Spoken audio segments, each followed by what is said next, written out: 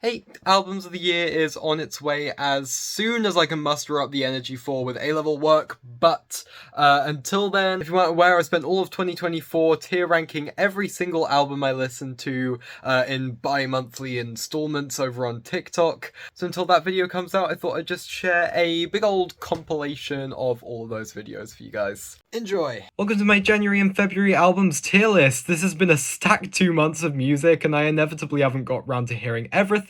But here's what I thought of what I did listen to, starting off with this new Vale Smith and DXR album, 11 Nights, a short little experimental hip-hop project that lasts for less than 30 minutes, zips in, zips out, delivers some fizzy, bubbly production, as I'd expect from Vale Smith. His beats are kind of what I came here for, but DXR's a solid vocal presence as well. He had some zany energy at some points, and keeps the flow going, so definitely would recommend. A nice little listen. It's going in the B tier for me. Katia Crow have a new album, Whispers from the Block Obscura. I didn't find this as instrumentally diverse or engaging as their album I Called Off the Search, I Know Exactly Where You Are, but it's very richly, nicely produced again. A solid dark ambient experience that's alternately haunting and beautiful. I'd say this can probably go in a high B tier, almost a low A tier for me. Then I've got Green Day with their new album, Saviors. I've never been much of a Green Day fan in particular myself, and I would agree on the common consensus that this is in fact their best album since American Idiot, but the thing is that wasn't a very high bar to cross, so this album meets that criterion by just being an adequate album with some good tracks on it. I'd understand if you had a better time with it, but honestly, this was just fine. I didn't mind it, but I wouldn't particularly go out of my way to recommend it to anyone, so that's going in the C tier for me. Glass Beach have a new album, Plastic Death. This was a lot to take in, a very genre-defying, genre-spanning album with an insane range of influences going into it.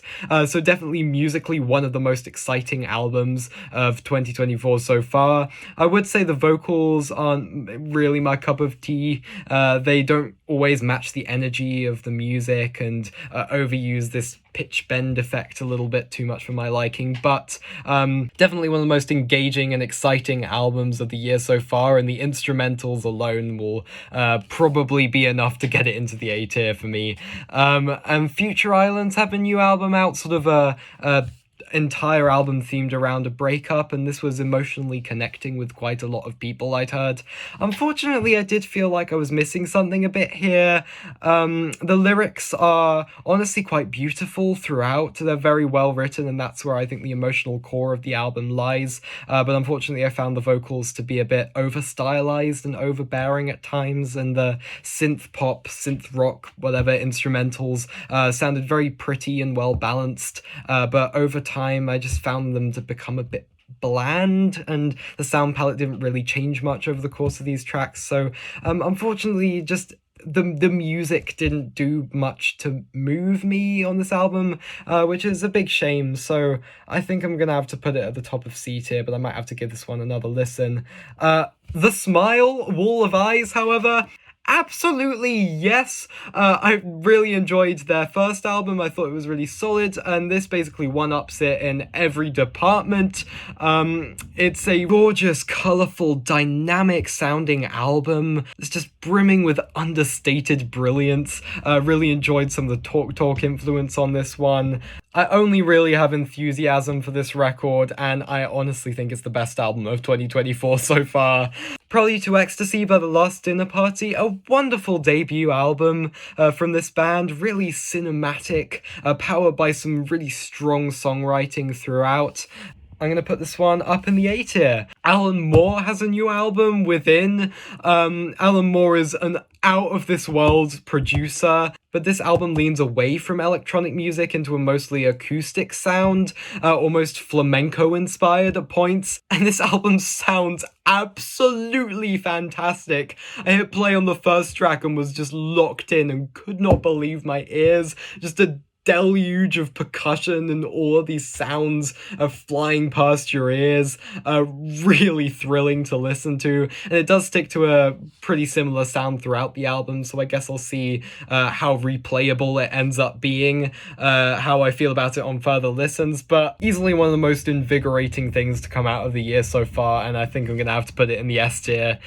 Brittany Howard, What Now? This was a really colourful, psychedelic, breezy pop record with great performances, makes you feel really good. I'm gonna put this one in the A tier. Hope you don't mind me putting a little EP in here, Drop 7 by Little Sims.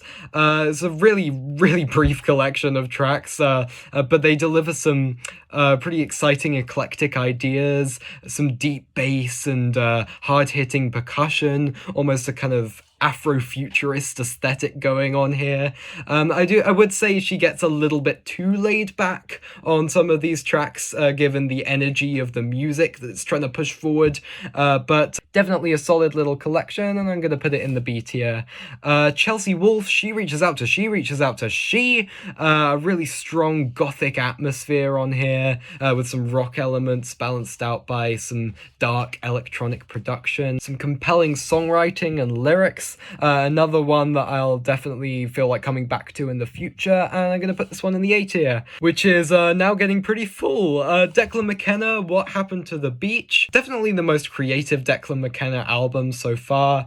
Pretty colourful and psychedelic, summery experience that breezes by very nicely, very pleasant to listen to overall. I'm going to put this one in the B tier, just below Valesmith, I'd say. This new album from Desert Sand feels warm at night, a kind of ambient vaporwave artist who made one of my favourite vaporwave albums ever in the form of Dream Desert. This is a collaborative album with Kagoshima Tangerine, who I hadn't heard of before. This particular style of vaporwave is a bit of a saturated market, and I think you do need to put a bit of an exciting spin on it to keep things engaging. And while this album sounds nice throughout, I just did think it was a little bit bland and forgettable.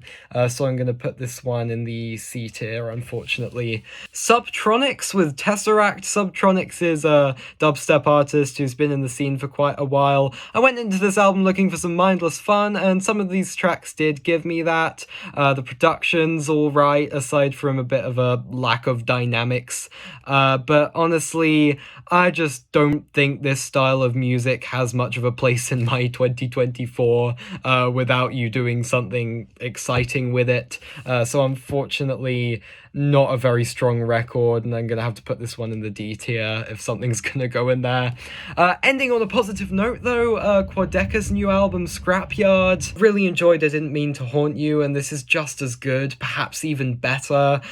Just really emotively performed, elaborately produced, with a really gorgeous blend of sounds going in, and yet still quite an emotionally raw feeling to it all. It's great to see this artist blossoming and coming into his own with these last couple of records, and I'm definitely gonna be coming back to this one and unpicking all of its layers. I think this is gonna be another S tier album, probably in the middle of those two, but Quadeca and Alan Moore are subject to switching around for me. So I think I'm happy with those placements. Do let me know your thoughts on the music 2024's given us so far, and I guess I'll see you in another 2 months for another one of these. Tier ranking every new album I heard in March and April. I'm very late to this one, but we're doing it anyway.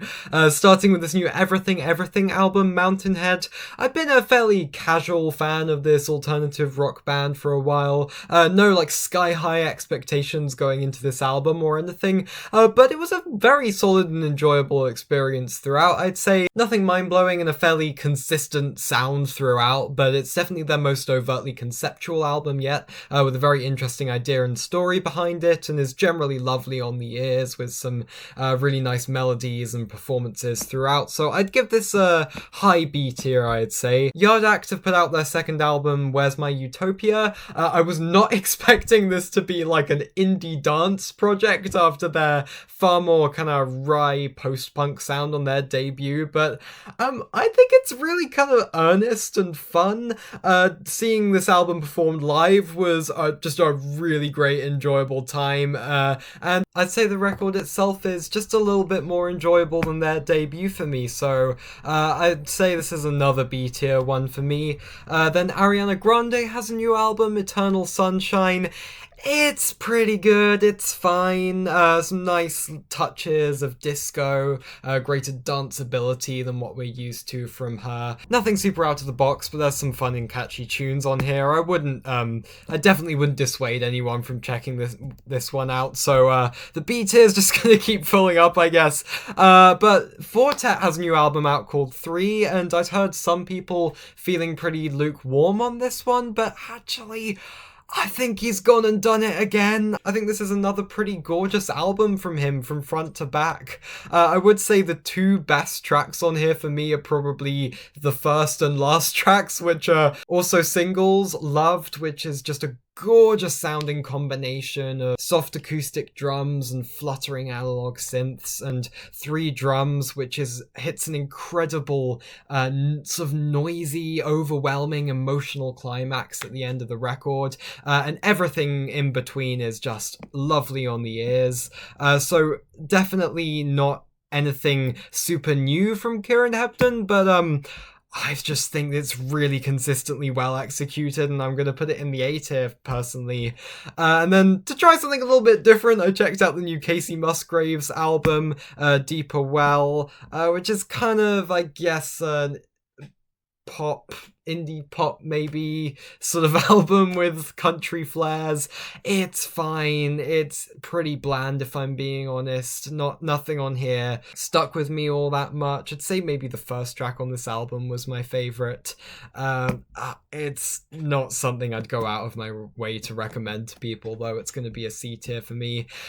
If you're looking for a recommendation of a singer-songwriter with country influences, look no further than Adrian Lenker from Big Thief, who has a new album out called Bright Future, which is just expectedly fantastic. This was one of my most anticipated albums of this whole year, and I was not disappointed in any way. The first 2 tracks on this album were just an unbelievable 1-2 punch to my heart that genuinely made me well up the last time I listened to this record, and the only thing I could slightly say against it was that they're so unbelievably powerful and well written that nothing quite lives up to that standard on the rest of the album, except maybe the final track, Ruined, but everything in between, even if it sometimes tends toward the more simplistic side, is just so fantastically well written. Adrian Lenker is just one of the most brilliant new singers and songwriters we have today, and this is one of the best albums of the year so far, in my opinion. Then I checked out this new Gossip album, Real Power, which I guess is kinda pop leaning towards funkier disco or synth pop sort of sound in places, very kind of confident and braggadocious sort of vocal performances here. I'd say the early stretch of this album is its most exciting portion, and later tracks do tend to get a bit lower energy. I kind of want this thing to be a little bit more kind of weird and psychedelic and out there, but it's fun and uplifting in places, so I'm gonna put this one in the B tier. I listened to this new Logic 1000 album, Mother, which is basically just very, very Foursquare house music, and it's fine. It's well produced, it's catchy in places, but it does kind of just form background wallpaper, I found, so I'm gonna put this one in the C tier. It's not bad, but it's not all that impressive either. Then of course there's this new Beyonce album, Cowboy Carter, and the house influenced style of Renaissance is inevitably always going to be a lot more up my street than country Beyonce, but this album is just so sprawling and grandiose and packs in some incredible vocal performances, writing and instrumentation. It's big and theatrical and a lot to take in, but it keeps growing on me with each listen I give to it, and I'm gonna put this right up in the A tier. English teacher with This Could Be Texas. This is a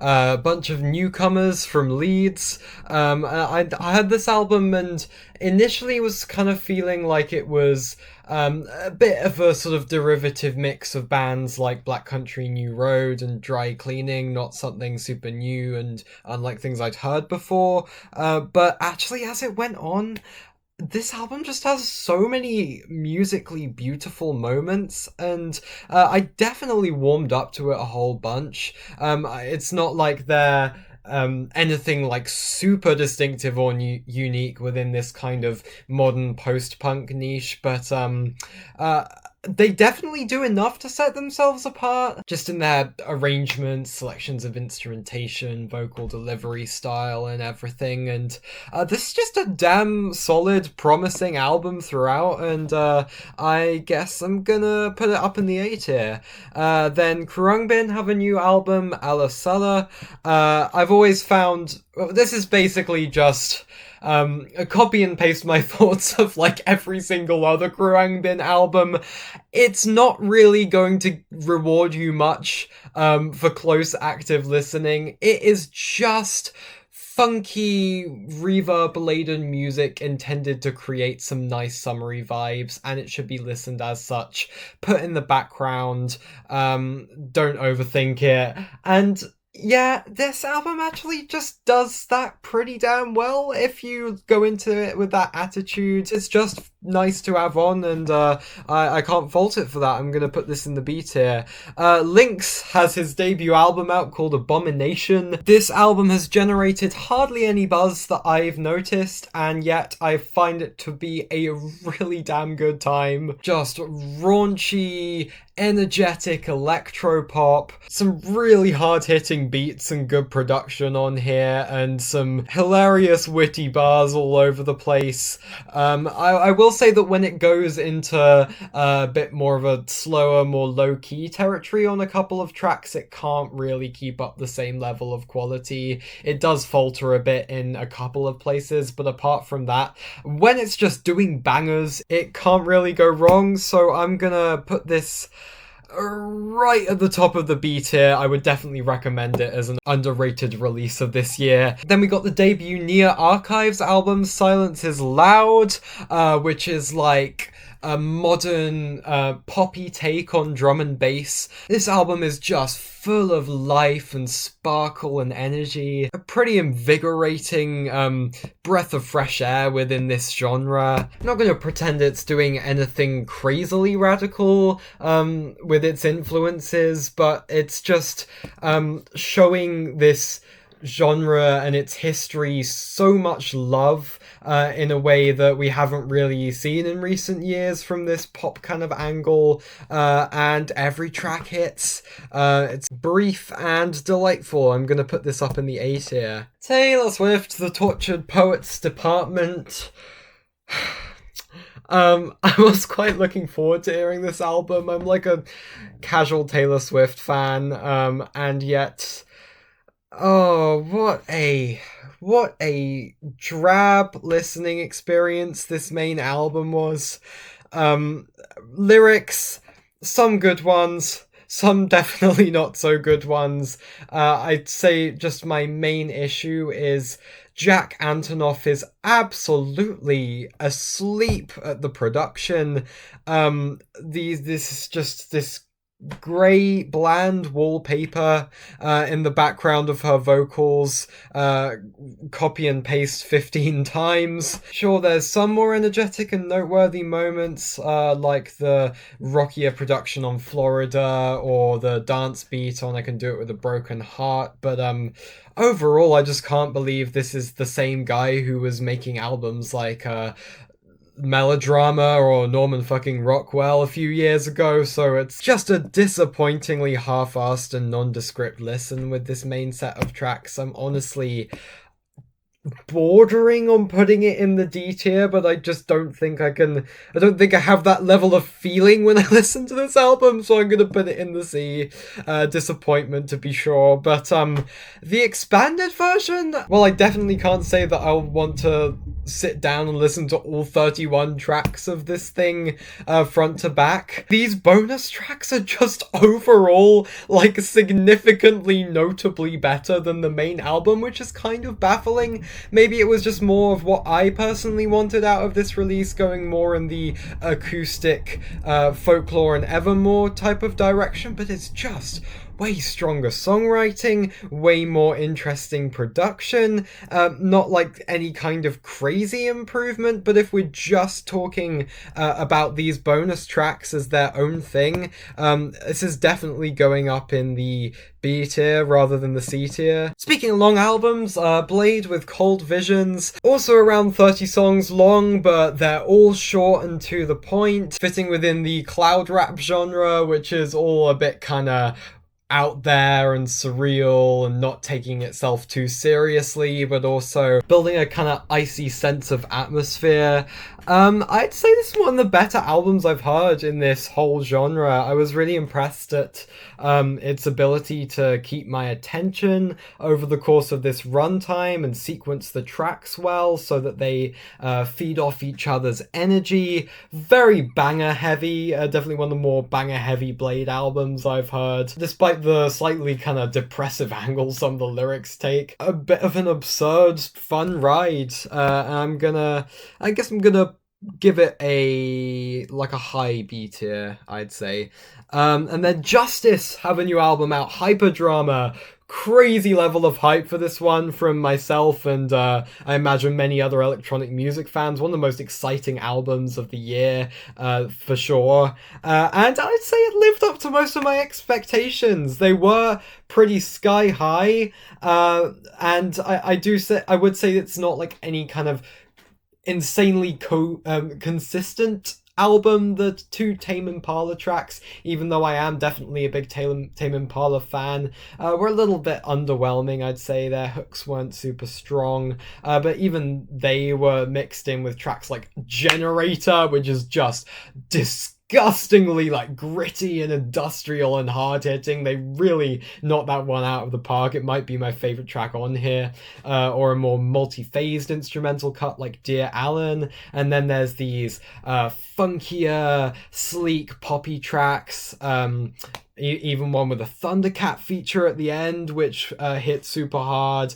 The whole second half of this album didn't really miss and segued pretty seamlessly. The more I talk about this album, the more I realize I'm actually really happy with this release. I actually might put it at the top of the A tier, personally. And we got this tiny, furious little Lustsick Puppy album, Carousel from Hell. It's short, but it definitely packs a punch. This is like some of the most insane, unpredictable experimental hip-hop I've heard since like Death Grips. Definitely filling that kind of void that band have left. Their vocals on this thing are super wild and dynamic. The production is unhinged, unpredictable, hard-hitting. It's just like a short but dizzying thrill ride, and I'd say it's definitely on the most exciting side of 2024 in music so far, and I'm gonna put it right there, also in the A tier, which is now getting pretty damn full up. And then ending things off on an exciting note once again, St. Vincent, All Born Screaming.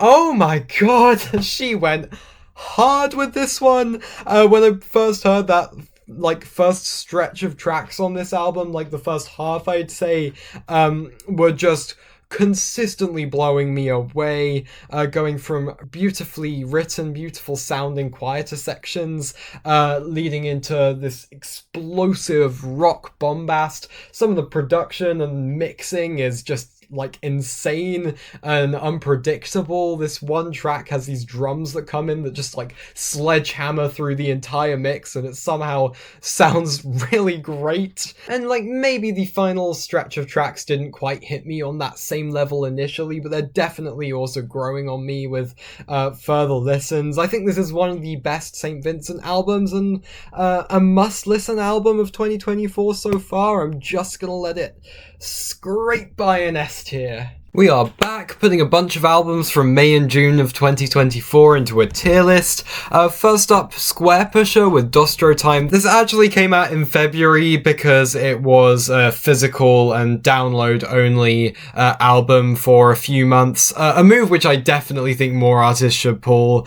deservedly, but I've only just heard it because it's only just gone up on streaming services. I was insanely hyped for this, like one of my most anticipated new albums of the year. I love this guy and his stuff, and on first listen, yeah, I'm really enjoying this thing, and it was not without its fair share of surprises. There were definitely a bunch more kind of low-key, subtle, and melodic pieces, like some solo guitar tracks scattered throughout this album, which were very interesting, gave it a flow, not unlike Aphex Twin's Drux, and the kind of light and shade that album had. And then when this album goes hard, with the crazy beat work and IDM wizardry, it pops off.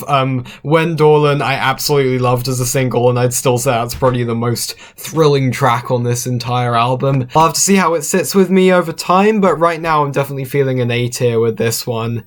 Then we got Dua Lipa, Radical Optimism. I've been quite enthusiastic about some of Dua Lipa's stuff in the past. I thought Future Nostalgia was a really solid pop record, and this record was supposed to be something quite out there and psychedelic in the way she talked about it, but the common consensus seems to be that there probably was some kind of studio interference maybe here, because the finished product has some interesting flourishes that are quite unusual for a modern pop artist of her kind, but overall is just not quite as adventurous or out there as what we were promised. It delivers some solid pop bangers, and like I said, has some welcome surprises and unique moments scattered across its runtime, but overall it's just kind of fine and there and listenable, really. I'm feeling kind of like a mid-B tier for this one. Kamasi Washington, Fearless Movement, though.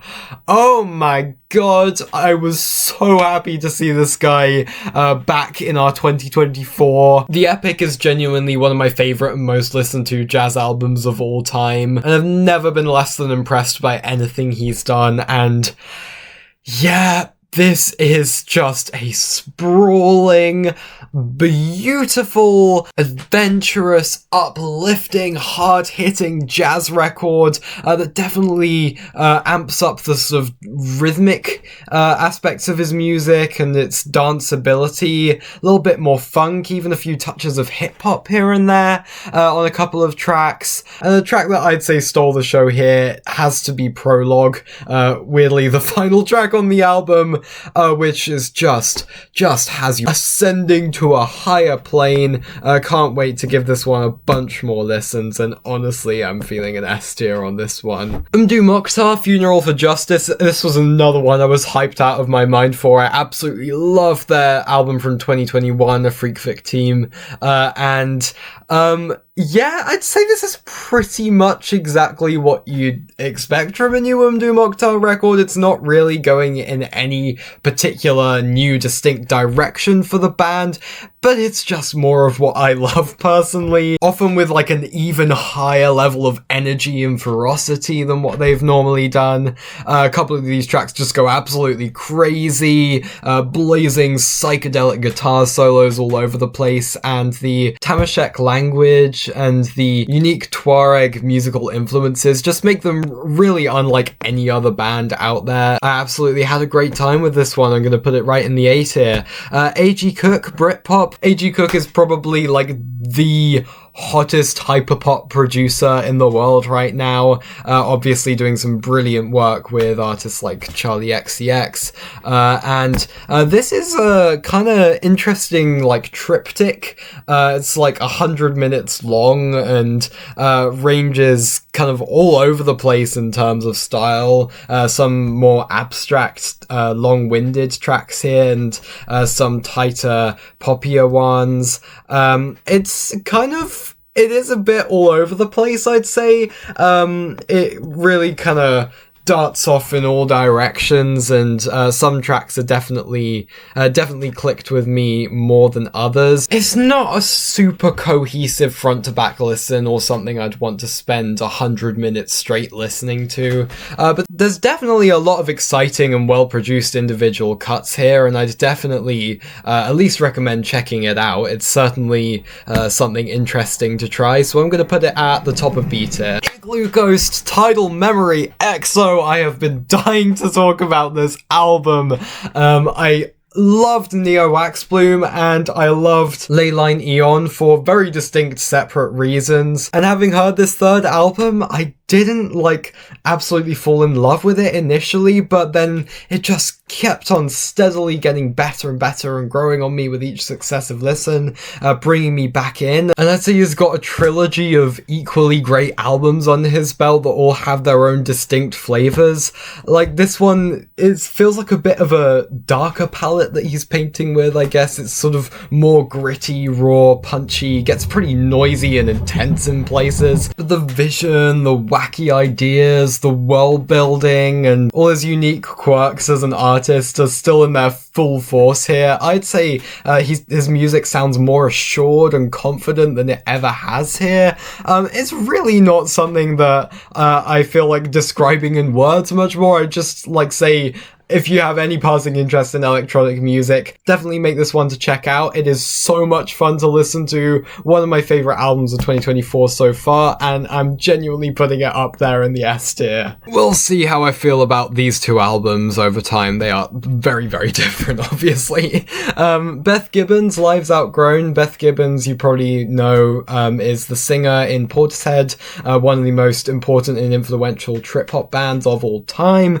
This album had been receiving crazy acclaim, and I definitely knew I had to check it out. And yeah, this is very beautifully arranged, written, produced throughout. There's some gorgeous performances and moments that hit pretty hard emotionally. It is quite a depressing listen and atmosphere overall, I found, which has meant that I haven't yet given it the number of listens that it probably deserves. So I don't feel I can quite say yeah, I absolutely love this album. It might take some unlocking for me personally, but this is a very impressive new record from her that I can definitely see resonating very deeply with people. I'm gonna put it right up here in the A tier. Billie Eilish, Hit Me Hard and Soft. Weirdly, I have never actually got round to hearing a full entire Billie Eilish album, so this was my first, and I was really surprised by just how much I enjoyed this thing from front to back. Beautifully written, performed, produced, incredibly elegant sounding. The subtler moments are oftentimes really gorgeous and emotionally resonant. There's even some bangers which hit super hard on here, and Phineas is in his prime right now. Done a fantastic job with the production across this one. They're working amazingly as a duo, but this is also just showing Billie Eilish's really broad range of strengths and versatility as an artist. Yeah, this was honestly fantastic. I'm gonna put it at the very top of A. Knocked Loose, You Won't Go Before You're Supposed To. I haven't listened to much metal this year, but this is just easily the best new metal album I've heard in 2024 so far. Just absolutely furious, brutally heavy production, but also just perfectly balanced throughout, and it's under half an hour, just an absolute non-stop thrill ride of a record, totally cohesive, not a bad track in the bunch. The only reservation I had was that I found the vocals a little bit hard to get used to, a little bit yelpy, but then even that, I kind of just grew accustomed to them on further listens, and I legit think this album is fantastic and damn near flawless for what it is. I think I'm gonna put it right at the top of A, but it is this close to going in S tier. It's really just a personal taste kind of thing, I guess.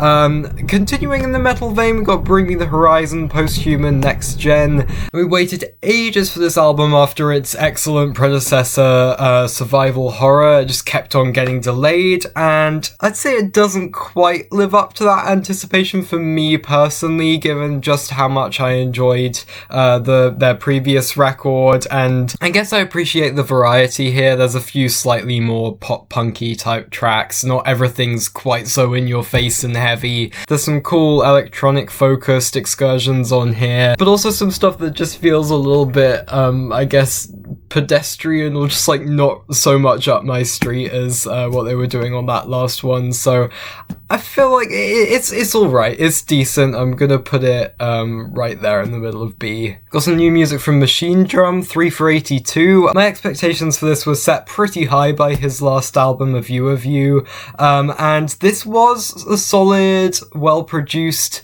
listen with some going in a bit more of a poppy vocal-led direction, I'd say, but I didn't find it quite as vibrant, impactful, or ear-catching as his last record. It's just a solid release, I'd say, but not one that got any kind of big, strong reaction out of me. I think this is another B-tier record for me. Aurora, What Happened to the Heart. This is the first Aurora album I've listened to in full, and like all my expectations were surpassed with this. A very lengthy, sprawling, and diverse listen, but one that sticks the landing pretty much throughout. There's a lot of emotional heft to this thing, some really elegant, beautiful vocal and instrumental performances, some great songwriting. I'd really strongly recommend this one. I'm going to put this in the A tier, which is getting pretty damn full now. It looks like a good 2 months for music. Speaking of which, motherfucking Brat, this is the album of 2024, the album of the summer. It is Brat Summer. We are bratting hard. I've already done a reaction video on this one and have said basically everything I need to say, but yeah, I kind of just think this is easily one of the absolute best albums of 2024 so far, and it's going in the top of the S tier for me. Paranol and Fax Gang Scattersun. Paranol's a South Korean shoegaze artist who's made some fantastic and seriously impactful records in the past. Basically everything he's done has been great in my eyes so far. Fax Gang, I believe, are a cloud rap group who I'd never previously heard of, and yeah, there is a lot to enjoy on this album. I'd definitely say basically everything Paranol is responsible for is really strong on here. I don't find that these artists quite mesh. I'd say whenever the vocalist of Fax Gang comes in, I just did not enjoy his presence quite as much as Paranol's in the vocal department, and it took me out of the experience just a little bit. But definitely an interesting record, and one that's worth checking out if you're into this sort of thing. I'll give it a solid B tier. Music has a new album called Grush. This is an experimental electronic artist who's been going since the early 90s and has made some big personal favorites of that period for me. This record sticks pretty close to the sort of new sound he's established for himself throughout the 2020s so far. He's been pretty prolific recently. I would say I find this one a bit more vibrant, bubbly, and engaging than his previous album 1972, which had a bit more of an ambient focused direction that I wasn't super keen on. Not many surprises here, but I'd say this is one of the strongest iterations of this modern sound that he's put out, and I'll put it right at the top of the B tier, I'd say. And then Ski Mask has a new album called Resort. Ski Mask is honestly one of the most exciting names in electronic of the last 6 or 7 years, I'd say. Literally like a basically flawless track record. His last album, Pool, was so absolutely fantastic for a full 100 minutes that I think my expectations have been set so sky high for this album that it could like barely live up to them. But still, I'd say this one absolutely stands its own ground in his discography, a bit of a softer, more ambient sort of direction. The first like 8 or so minutes of this album are totally beatless, and it makes for quite an interesting introduction and structure to the whole thing, and then like once it gets going, oh my god, the production here is just absolutely perfect. It is the most like elegant, gracious sounding release of like the whole year so far. Every second of this thing is just like sonically a joy to have piped into your ears. It's like a sort of deep audio massage or something. So the best track on here is Schneider's Paradox. That one just hit a level of just like absolute pure audio euphoria. I'd say every minute detail of that track is just so brilliantly put together. Like I said, Pool did hit like an unreasonable level for this album to surpass, and it doesn't quite match that record in terms of I guess the strength of its hooks and exploring consistently memorable ideas, but it is just wonderful to have on again, and I'm very happy to see Ski Mask continuing to put out new music. I'm gonna put it right there, given how much I've been coming back to this one. And finally, Hiatus Coyote, Love Heart Cheat Code. I was very excited about this one. It's a sort of pop, jazz, funk, slightly experimental, electronic leaning group. They're really just their own thing. I've thoroughly enjoyed everything they put out up to this point, and that's still the case after album number 3. This is a pretty short one, and I wouldn't say it does anything bold and radical with their sound that you couldn't see coming. Initially, I thought this was going in a bit more of a subtle direction,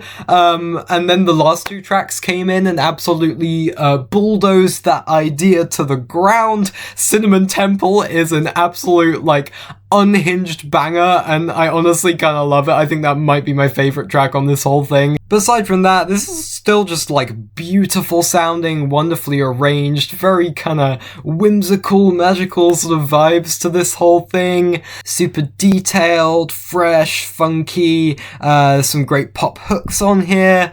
Damn, this is just a fully B and above 2 months, because I'm gonna put this one here in the A.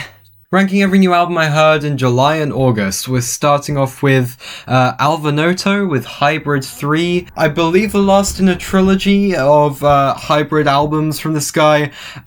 Sort of a ambient techno slash micro sound sort of style. Very kind of skeletal, but very richly textured and futuristic, atmospheric sort of stuff. Yet another very sonically engaging record from this guy. I'm gonna put this up in the A tier. Got this new record from Berlioz, I hope I'm pronouncing that right, which is interesting fusion of jazz and house music, which is not something I really think I've ever heard before to this kind of extent, but I can see this being a very lucrative combo.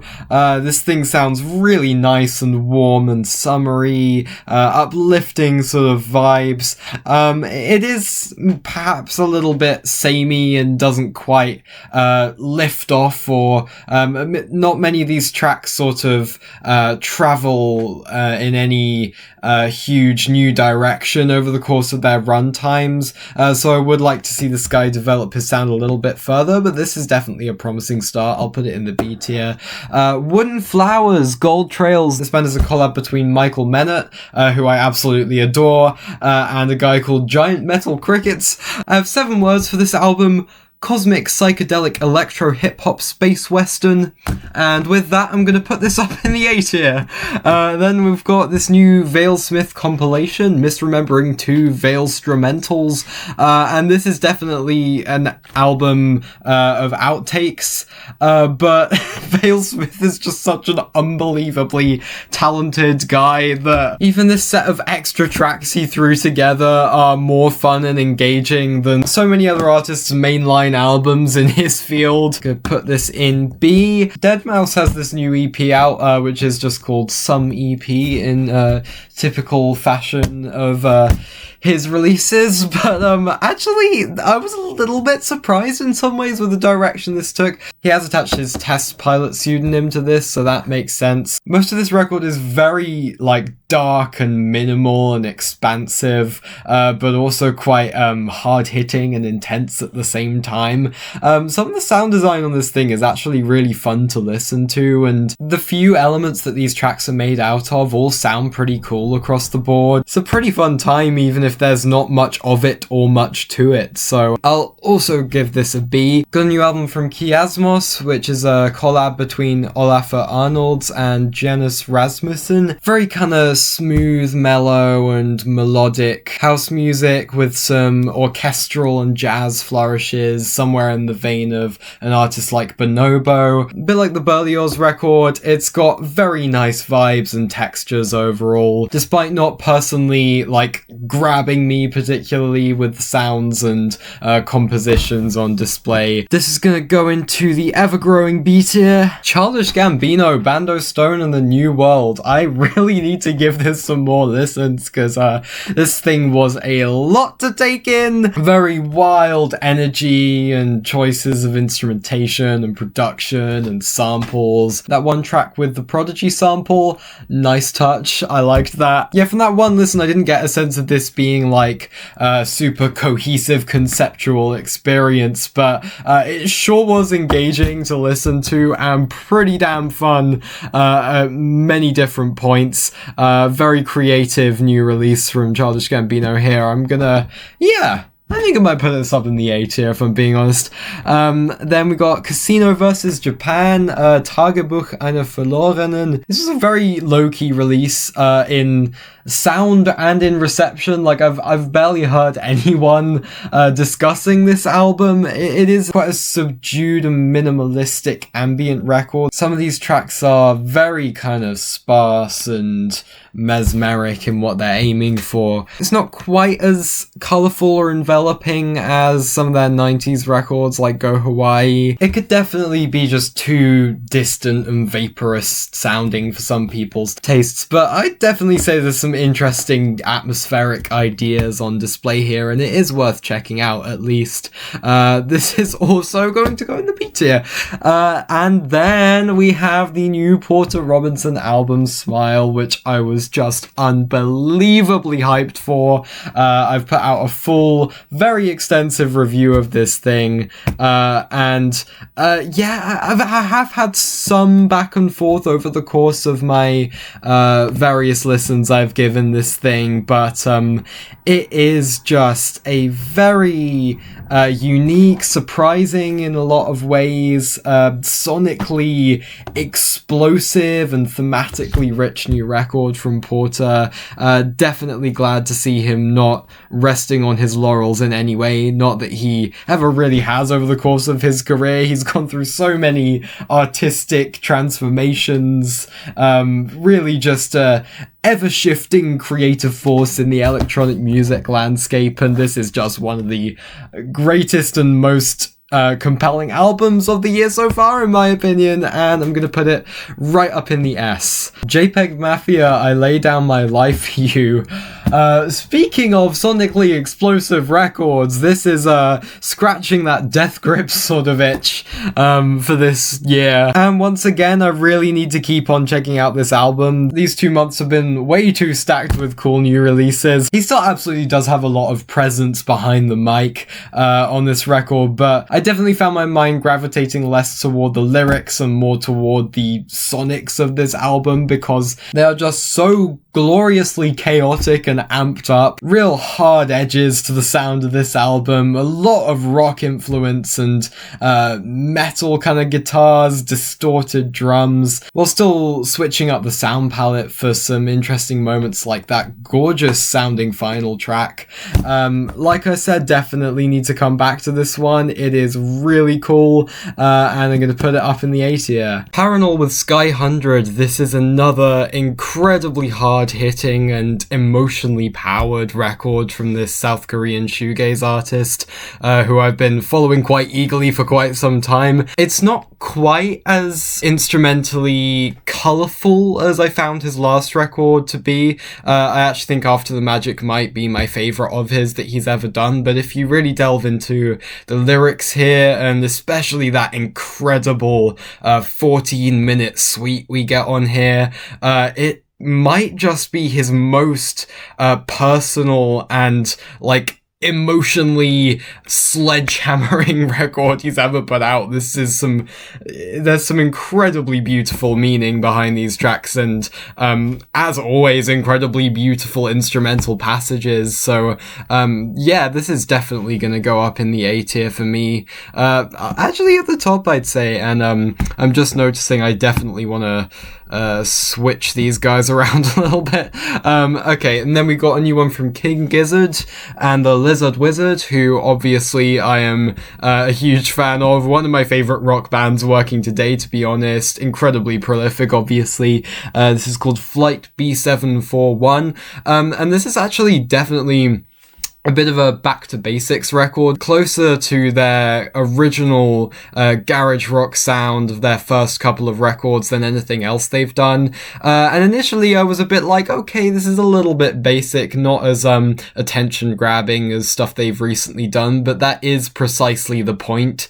And it definitely grew on me upon repeat listens. It's a really good idea to do this kind of more grounded approach compared to just how elaborate and out there they've gone with recent stuff. It's lower stakes, but it's got a really good kind of fun atmosphere to it, and it's just really pleasant to have on. So yeah, this is gonna be another B tier record for me. Got a new one from DJ Sabrina the Teenage DJ Hex, and I really enjoyed this record. If you don't know DJ Sabrina, she's sort of like if the Avalanches made house music and were also Disney princesses. So if that sounds like a pitch that appeals to you, I would definitely recommend checking out her stuff. And her last record, Destiny, I also thoroughly enjoyed. But that album was also 4 hours long, so stripping things back to a mere 2 hours was made things a bit more digestible here, but also I just feel like all that punch was concentrated into that shorter runtime, and this thing just has a really high level of energy and intensity, density running throughout it as well. Not exactly putting any wild spin on her sound, but it is just such an incredibly enjoyable sound for me personally, and there is a bit of variety sprinkled throughout the track listing, like hearing that super fast-paced and hard-hitting drum pattern on this station really got me hyped up. That's definitely one of my favorite tracks on here. There's some more kind of abstract and experimental interludes, some ballad-like tracks. It's just really easy to listen to front to back and consistently a great time. Honestly, I think I might actually put this one in the S tier. Honestly, I feel like I'm one of this album's biggest fans, to be honest. It's one of my favorites of the year so far. Fontaines DC as well have a new album called Romance. They're a sort of indie rock, post-punkish band. This is a bit more of it leans into a slightly more of a reverb-heavy, shoegazy, perhaps dream pop-ish sound, but there are some quite kind of dark and heavy bangers on here, as well as some really instrumentally, vocally gorgeous passages. Yeah, I think I'm gonna put it just about there in the A tier. Got another Sabrina Carpenter, short and sweet, one of the most talked about pop girls of 2024. It's kind of a fairly basic pop record here. If you've heard the singles, you know what you're getting in for, and I would say the singles are pretty consistently the best tracks on here. There are some weaker cuts, and I would say that Sabrina isn't as much of a musically distinct pop artist as she is a distinct personality in her charisma that's carried across throughout this album, which is kind of the main thing that makes this a pretty fun listen. So yeah, it's nothing special, but I wouldn't discourage anyone from checking it out. However, if you're looking for amazing pop music in 2024, the new Magdalena Bay album, Imaginal Disc, is quite possibly one of the most ridiculously unfairly amazing pop albums I have heard in this entire decade so far. I am not kidding. This thing is absolutely unreal. Like, their first album I thought was pretty great, but this absolutely knocks that out of the water and blasts off into outer space. It's nearly an hour, and every single one of these tracks absolutely slaps and lodges itself in your memory. This thing is so bright, breezy, psychedelic, full of ideas and life, and I honestly cannot recommend this thing enough. Legitimately an album of the year contender we're looking at right here. I'm throwing this right up into the S tier. I've got a new album from Laurie Anderson, who it was an absolute pioneer of 80s avant-garde pop, and it's pretty amazing that she's still going creatively strong, because this is a very unique album, almost feeling more like a short audio drama based around the story of Amelia Earhart, and there's some really dense and quite emotionally charged orchestral passages on here, and the spoken word vocals are really strong. Like, that can kind of make or break an album, but she's always been really great at all the little nuances of delivering these kind of monologues. Great to hear Anoni and the Johnsons on here as well. Their vocals really complement each other nicely. This is genuinely like one of the most unusual and fascinating things I've heard this year. Not something I'd put on every day, but I'll give it a high B tier, I think. Got a new EP from Seafeel, who are an IDM group who have been going since the 90s. This was quite a short and interesting little collection of avant-garde and otherworldly pieces, pretty eerie sometimes, just a little bite-sized snack of interesting sound design, I'd say. Oh my god, this B tier is absolutely enormous, but I don't really know where else to put this one. John Hopkins with Ritual. This was absolutely one of my most anticipated albums of the year, and it's interesting because I was really sold on the premise of John Hopkins going back to his more unique, dark, percussive sound that he hasn't really explored since Singularity 6 years ago, and I think I set my expectations in a bit of a different place to what this album is actually going for, because this is an incredibly cohesive, basically front to back 45-minute piece, just completely running together as one single monolithic thing, and with all of this very evocative and richly crafted ambience building up and up for the first 25 minutes of this thing, I set this sort of wrong expectation the whole time of us suddenly swerving into a really dense and bassy and hard-hitting section in contrast. And the sixth part, Solar Goddess Return, just built up in an absolutely beautiful way with these really driving kick drums and the sound design layering up and up. It's just absolutely wonderfully produced, but I was kind of surprised when that turned out to be the culmination. It wasn't building up, it was the climax of the whole thing. So one part of me was a little bit disappointed that this is primarily another ambient record mostly, and a small part of me still yearns for some of those glitchy bangers that really set him apart as a unique artist. But if you go in with the right expectations of what this thing is, I think it is a pretty damn gorgeous and immersive experience that I'd put up in the A tier. And finally, Nails, Every Bridge Burning. This is a very, very short and absolutely furious, let me get my metal genres right, grindcore / power violence record, which, as with all their records, just absolutely hits you like a truck for a short but incredibly intense burst of crushingly heavy hooks, pretty consistently nailed down. Oh my god. Definitely not for everyone, but if you're looking for something that makes you feel like punching a hole in a wall, I would definitely recommend checking this thing out. And yeah, I'm gonna put it just about there in the A tier. Pretty good 2 months, I'd say. Tier ranking every new album I listened to in September and October. We're starting today with this new Fred Again record, 10 Days. I've never been a particularly big Fred Again fan. I see why his particular brand of house music has quite a wide appeal. I just do find it a little bit mild and unengaging, personally. I do think this might be my personal favourite album I've heard from him, given it has quite a strong emotional core core at a lot of points, but this really didn't leave much of an impression on me either, if I'm being honest, and the structuring with all of these tiny interludes, which are basically just parts of the tracks, is doesn't really add anything. It's a little bit annoying, if anything. I think I'm gonna have to put this in the C tier, but it's not bad by any means. You might enjoy it a lot more than I do. Floating Points Cascade. Floating Points has definitely been in more, like, creatively unique and striking directions before, but this is such a distilled, strong, impactful set of tech house bangers. This is so much fun to listen to.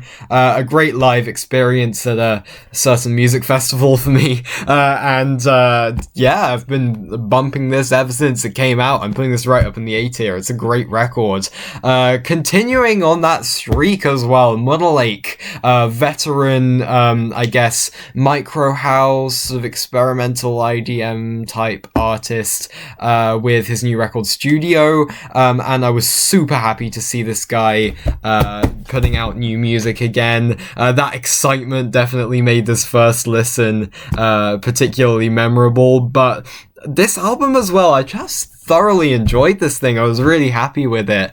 I saw a take from the Wonky Angle that it just didn't really add anything to his previous established style, and that was not my experience with this record at all. I think I do still prefer his previous record Archaeopteryx slightly, but in contrast with that record's like quite cold and spacious and mechanical tone, this one definitely brings in some more kind of earthy and organic elements, and it also just has a whole lot of focus on his melodic sensibilities, and there's so much drama that just like emanates off the sound design and the melodic progressions and everything. It's just so like texturally and musically engaging and exciting to listen to, and yeah, I'm gonna throw this up in the A tier as well.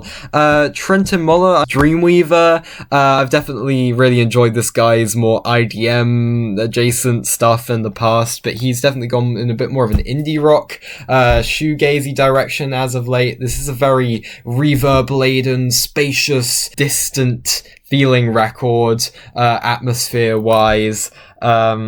It's quite pretty. It does kind of wash over you in a bit of a big commingling haze in terms of its sequence of tracks, but it's pretty good. I'm gonna put this one up in the B tier. Jamie XX is finally back after 9 damn years with the second album In Waves, and it took a little bit of time to grow on me to its full extent, but yeah, I think this is a great follow-up. Full of bright, explosive house bangers, very uplifting, sometimes quite poignant, great set of features on here. Baddie on the Floor and Life are two of the best tracks of the year so far in my opinion, and this is an A-tier album for me. And then we have this new posthumous Sophie album, and I actually don't know how to talk about this one. I have such an unbelievable level of respect for Sophie and her work, and I think Oil of Every Pearl's on Insides is one of the greatest electronic albums of the 2010s, full stop. And this record was apparently very carefully put together, with her brother making sure that it was faithful to her vision, apparently. In truth, we just can't know exactly how this thing was put together or what it would have been like if she had fully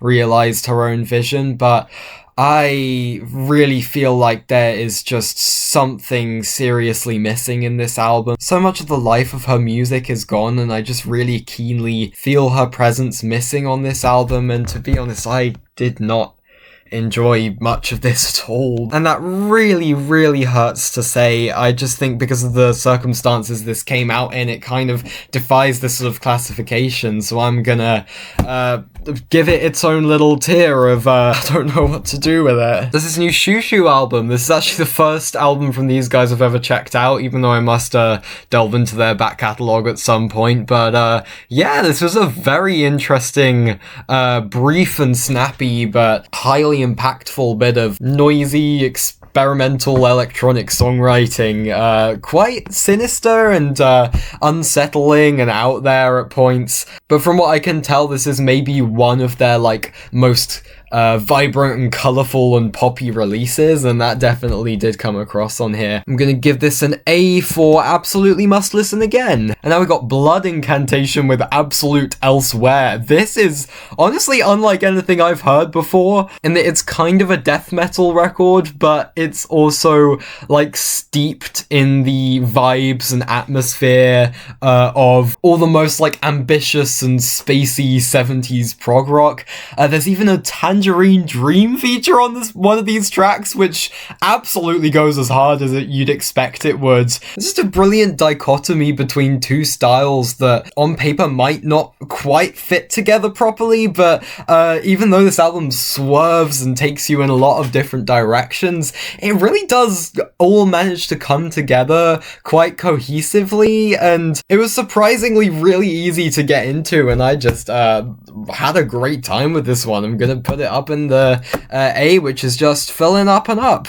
And then there's this new Coldplay album, Moon Music, and I liked the John Hopkins collab, so there's that, I guess. Then we've got one of the absolute most talked about albums of 2024 so far, Jordy Griep of Black Midi with his first solo album, The New Sound, and yeah, this is just bloody terrific. I don't really have anything in the way of arguments against the popular opinion on this one. A bonkers mix of wild, twisty, virtuosic experimental rock, and surprisingly striking heavy flavor of samba and Latin American traditional music. Jordy Griep playing a bunch of despicable characters with some really striking and hilarious lyrical moments. It's a wild and brilliant ride and absolutely unmissable. I'm putting this in the S tier. Woo, would you look at that? We then got the new Godspeed You Black Emperor record. Another brilliant experience in the realms of post-rock and dark ambient music,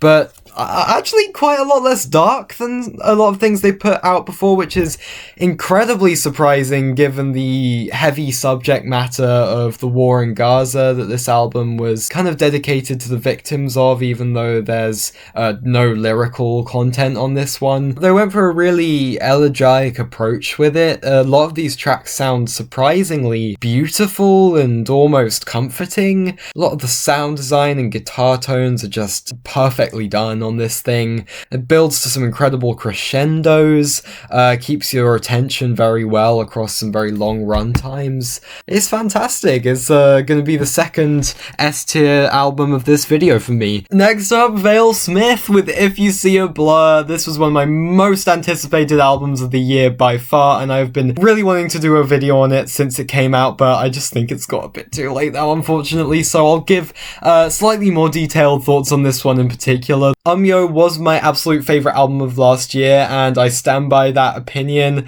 And now recently, I actually got to meet Vale Smith in person, which was just brilliant. He's unsurprisingly an incredibly lovely human being, but he also let me know some information in advance on this one and was predicting that maybe I would not so much be the target audience of this one if I was the target audience of Umyo, which was a lot more grandiose and experimental and long form, but yeah, I'm sorry, you just kind of underestimated your ability to continually put out absolute straight heat, because even if in the early stretches of this album it might seem like a little bit similar to stuff he's done before at first, not only is the production just so incredibly rich and texturally joyous, but halfway through the album, when we hit the track Synapse Flutter, that track has a particular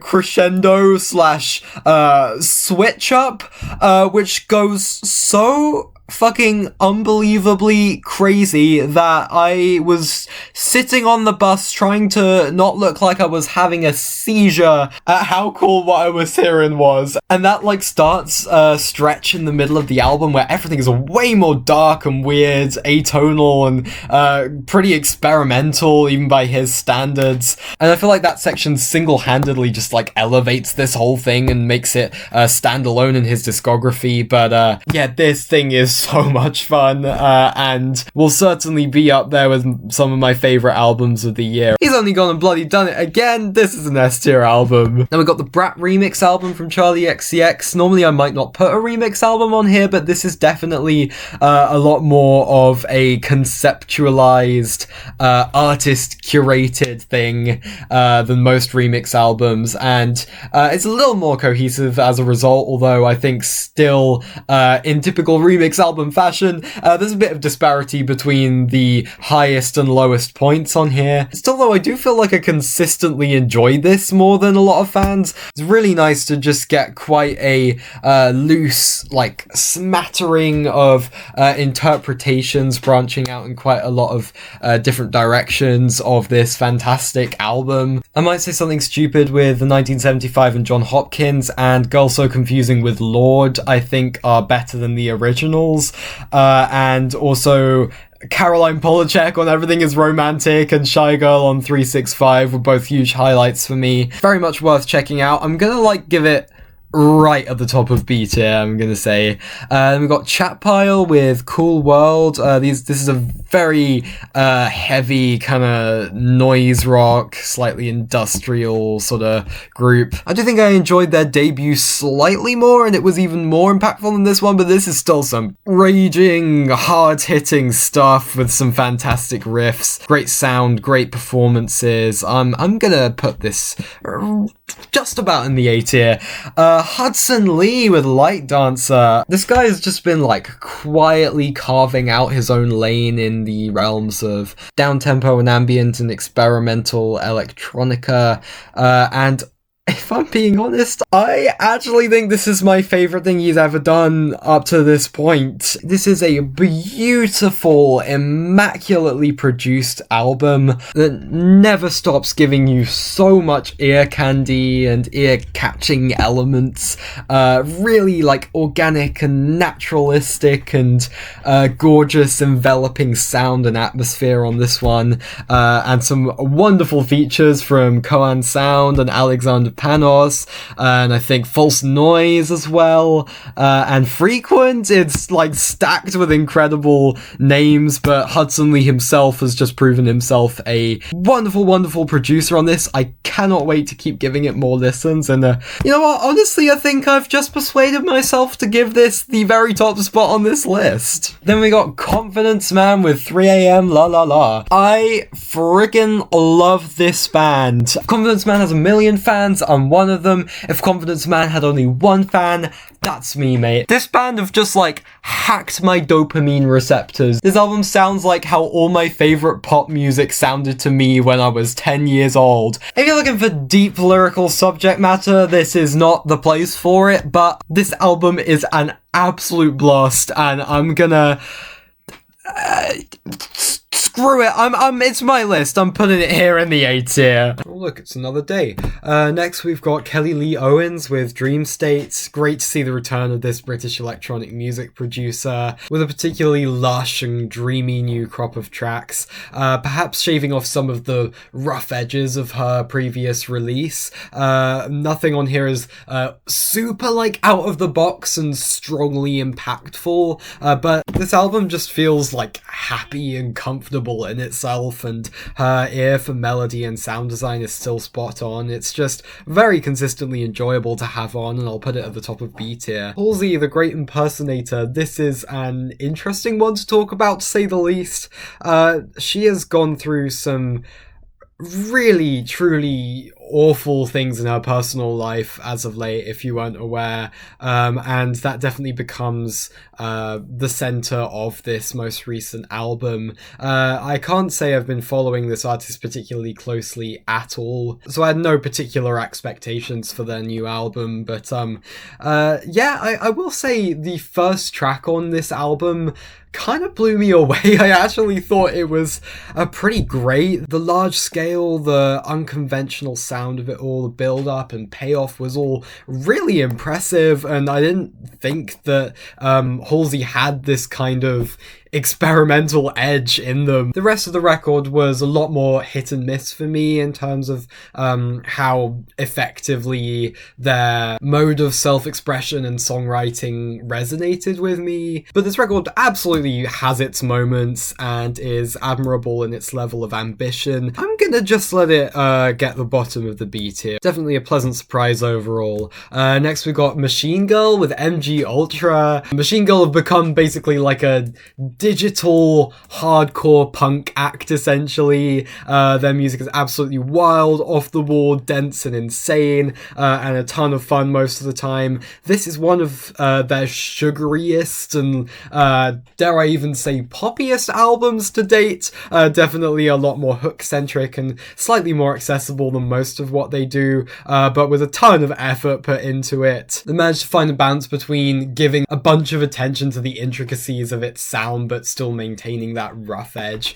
It's a really good time. I'm gonna stick this one up in the A tier again. Then we got Tyler the Creator with Chromacopia. Sudden surprise release from this modern rap legend, and he did not disappoint. From track 1, this is a large-scale, theatrical, really expressive, vibrant experience. I wasn't blown away by every single track, but there aren't really any significant low points or anything. It's pretty cohesive and engaging throughout. I'm going to let this get by just to the bottom of the A tier. And finally, Underworld with Strawberry Hotel. This is one of my most anticipated albums of the year from these rave legends. It's good. It's solid. It's not on the same level of wild creativity as a lot of the Drift series, and I will say it's a bit of an unconventional structure. There's a very sort of focused flow to the first half of this album of a lot of very kind of primal, percussive and bass heavy music, and then the second half gets a lot more beatless and vaporous feeling and slower paced, and it is an interesting second half to this album. It's got some memorable highlights, but I wasn't sort of super thrilled with the way it comes together toward the end of the album with some of the reprises and a couple of slightly weaker cuts in here. But Denver Luna is this like sprawling epic that builds up loads of tension to some really massive and cathartic releases. Techno Shinkansen is gorgeous. Lewis in Pomona and High-Low Sky were two tracks that brought in some really striking and unconventional flavors to their sounds. Those really stood out as highlights on here. I do have quite a wide variety of thoughts on this one and would still love to see Drift Series 2 someday if that's a possibility. But the strongest stuff on here are like highlights of the year in music for me personally. So, you know what, I've convinced myself to give this a high B tier, I think. We're finishing off rounding up 2024 in music, starting off with this new The Cure album, Songs of a Lost World. Great to see these gothic rock legends back in 2024. And this is a very kind of monumental feeling, huge, expansive, desolate, and quite depressing epic of an album. It all comes together very seamlessly and finishes wonderfully with the fantastic 10-minute end song. I was pretty blown away by this thing, to be honest. It does sound fantastic, it's performed brilliantly, it's very well written. It's just maybe not the kind of thing that I would typically put on based on my usual listening habits, because because I don't want to call it nihilistic, but it's definitely morbid and existential. But for people who are more usually accustomed to listening to that type of thing on a regular basis, this thing definitely hits very strongly on an emotional level, and I'm going to put it up in the A tier. Then we got this new The Black Dog album, Sleep Deprivation. The Black Dog are a sort of interesting techno IDM type group from Sheffield who have gone in a more ambient direction with this release. Definitely building some evocative and intriguingly spooky atmospheres on this thing. There's not a whole lot of substance to dig into with this, and I haven't felt like coming back to it all that often, but it's definitely solid and worth checking out. I'm going to put this up in the B tier. Must Die with Vampire Weapon Midnight. Must Die is a dubstep producer whose 2021 album Crisis Vision I legitimately flat out love. Like, I've reached the point where I genuinely think it is one of my favorite dubstep albums of all time.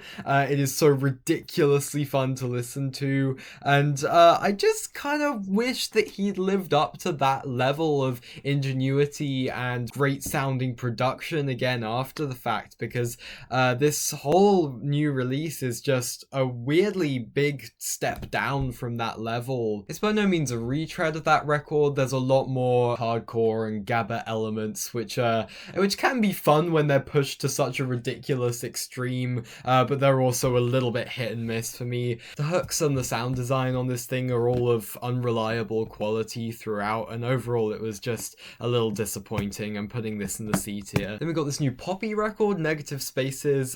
Fantastic to see her YouTube oddity to really well developed metalcore artist arc. This thing's really fun and hard-hitting. It has some fantastic furious riffs and great sounding screams across it. Nice bit of variety. Not got a whole lot to say about this thing, but it is definitely a good time, and I'm going to put it in the higher echelons of the B tier. Bibio with Phantom Brickworks 2. I'm a really big fan of this Warp Records electronic artist. He's fantastically versatile, from his more bucolic folk rock to this really like desolate, hauntological series of ambient records he's been putting out. Very evocative of like liminal ruins and the British countryside and Wales in particular. It's hypnotic, it's hauntingly beautiful. I can't wait to see where this series goes in the future. I'm going to put this at the top of the A tier.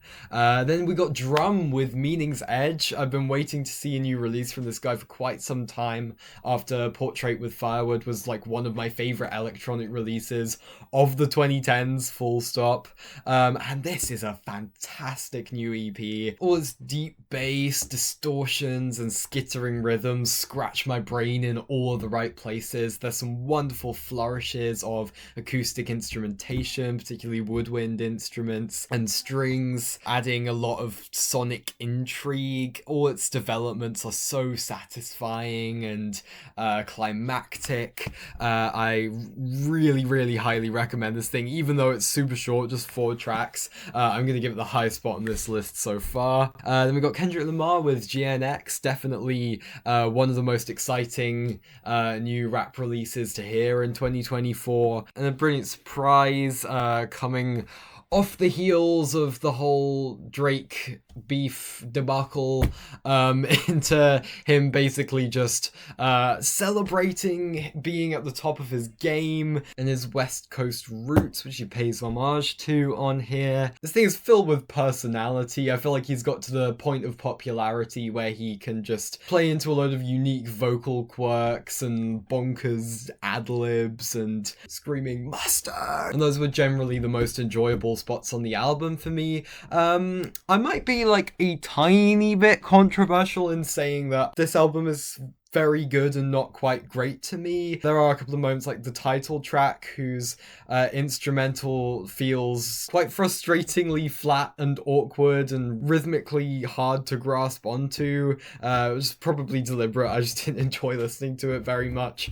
And also I do just feel out of the releases I've heard from him, it doesn't quite hit the creative heights of even his most recent release, Mr. Morale, but it's definitely very solid, has some great moments, and is pretty unmissable. It's going in the B. Come and have a go with Club Morpheus. This is a relatively niche British dance pop duo. I thoroughly enjoyed their debut album, Heart Failure, and this album is just bigger, bolder, more grandiose, more queer and out there, and I would say better. This thing is just an absolute blast of sugary pop hooks, propulsive but surprisingly intricate and intriguing production. It's incredibly addictive and not getting the recognition it deserves. I'm putting this in the A. George Clanton and TV Girl with Folenium. I have never